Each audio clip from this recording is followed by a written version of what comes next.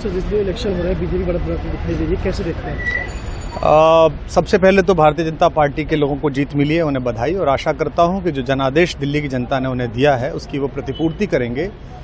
और वे सब आम आदमी पार्टी के लाखों करोड़ों कार्यकर्ता जो अन्ना आंदोलन से आए, जिनके बहुत ही निश्चल निष्पाप और बड़े भारत की राजनीति को बदलने के सपने की हत्या एक निर्लज्ज, नीच, मित्रहंता, आत्ममुग्ध और चरित्रहीन व्यक्ति ने की, उसके प्रति तो क्या संवेदना। दिल्ली को उससे मुक्ति मिली। और मैं ये जानता हूँ कि अब जो आम आदमी पार्टी में लोग बच गए थे सत्ता के लोभ में, लालच में, पदों के लिए, उस पैसे के चक्कर में, वे सब भी अब वापस जाएंगे, लौटेंगे, कुछ अपने व्यवसायों में लौटेंगे, कुछ पार्टियों में चले जाएंगे।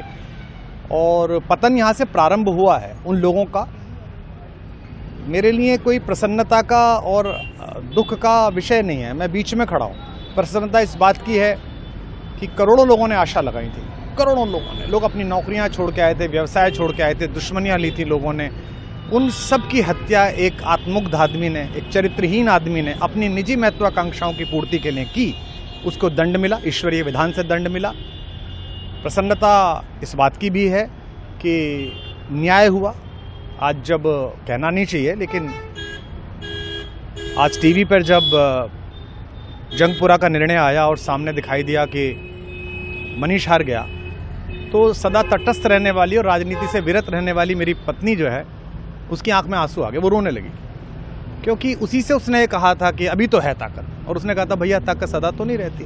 तो ये अहंकार आशा करता हूँ अगले लोग नहीं करेंगे, जो बाकी दल है वो नहीं करेंगे, इससे सबक लेंगे। और दिल्ली के नागरिकों को मैं अच्छे शासन के लिए बधाई देता हूँ। अब भारतीय जनता पार्टी अपने नेतृत्व में सरकार बनाकर दिल्ली के जो दुख थे पिछले 10 वर्ष के, उन्हें दूर करे। और आम आदमी पार्टी के समस्त कार्यकर्ताओं को कहता हूं कि आपने जिस किसी भी लोभ लालच में, सब कुछ जानते हुए एक ऐसे व्यक्ति के समर्थन में काम किया जिसने अपने मित्रों की पीठ में झुरा घोंपा, गुरु को धोखा दिया, अपने साथ कंधे से कंधा मिला के लड़ने वाली महिलाओं को अपने घर ला के पिटवाया, अपनी निजी सुख और साधन के लिए जनता का पैसा खर्च किया, अब उससे आशा लगानी छोड़ें, अब बाहर निकलें, अपना अपना जीवन देखें। मुझे राघवेंद्र सरकार राम की कृपा मिली, जिनका ये घर है, जिनकी कृपा से मैं यहाँ खड़ा हूँ। मुझ पर कृष्ण कृपा हुई कि मैं इस निर्लज्ज सर्कस से बाहर आ सका। मैं उन सब से भी अच्छे भविष्य की कामना करता हूँ कि वो कोई गंदगी ना फैलाएं कहीं भी, वो लौट जाएं अपने शिविरों में। जिस तरह माधव को, कृष्ण को दूत देख कर भी भरी सभा में अट्टहास करने वाला दुर्योधन जो ये कहता था सुचिग्रम नैव दास्यामि बिना युद्धे न केशवः, बिना युद्ध के 5 गांव भी नहीं दूंगा, आज वो अपनी सीटों के लिए तरस रहा है। और मुझे पता है कि इस दुर्योधन का अंत भी टूटी हुई जंघा के साथ बड़ा ही दारुण होगा। और भारतीय राजनीति एक कलंकित अध्याय के रूप में इस बौने दुर्योधन को और इसके दरबार के तमाम शकुनियों को याद करेगी।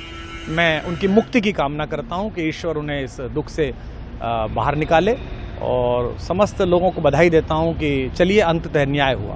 सर बात करें दिल्ली के चुनाव या यूपी के उपचुनाव मिल्कीपुर को लेकर, चुनाव आयोग पर तमाम तरह के आरोप लगाए जा रहे हैं। अखिलेश यादव ने कल कहा कि वहाँ उपचुनाव में मिल्कीपुर, ये राजनीतिक विषय है, इस पर मैं राजनीतिक कार्यकर्ता नहीं हूँ, तो इस पर मेरी टिप्पणी शोभनीय नहीं है, वो आपस में सब जाने। लेकिन दिल्ली के चुनावों को लेकर एक मिश्रित प्रतिक्रिया है। दुख है कि अन्ना आंदोलन से एक ऊर्जा जो पैदा हुई थी, जिससे देश में एक सकारात्मक बदलाव हो सकता था, एक वैकल्पिक राजनीति हो सकती थी, उसकी हत्या एक अहंकारी आदमी ने, एक आत्ममुग्ध और असुरक्षित आदमी ने कर दी।